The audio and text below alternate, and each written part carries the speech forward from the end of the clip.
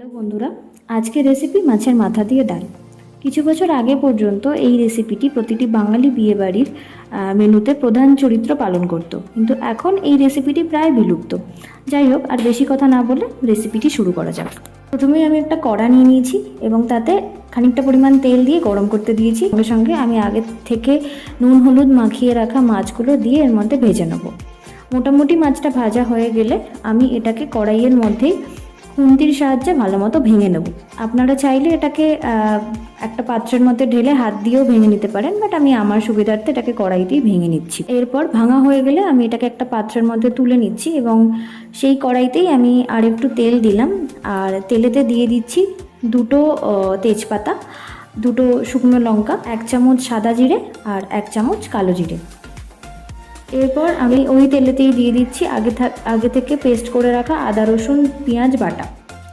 এবার আমি এই তেলেতেই এটাকে ভালো মতো কষিয়ে নেব, আর তারপরেই আমি একে একে দিয়ে দেবো এর মধ্যে হলুদ গুঁড়ো, লঙ্কা গুঁড়ো আর কিছুটা পরিমাণ জিরে গুঁড়ো। এটা অপশনাল, আপনারা চাইলে দিতে পারেন, না চাইলেও নাও দিতে পারেন।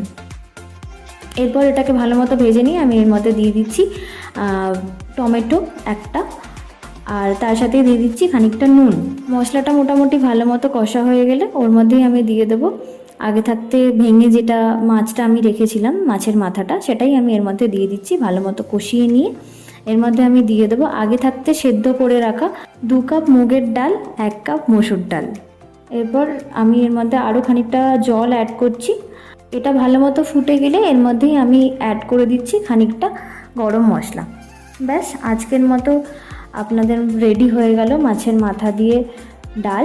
যে কোনোভাবেই পরিবেশন করতে পারেন, এটা খেতে লাগে ভীষণ সুস্বাদু। ধন্যবাদ। আজকের মতো এইটুকুই।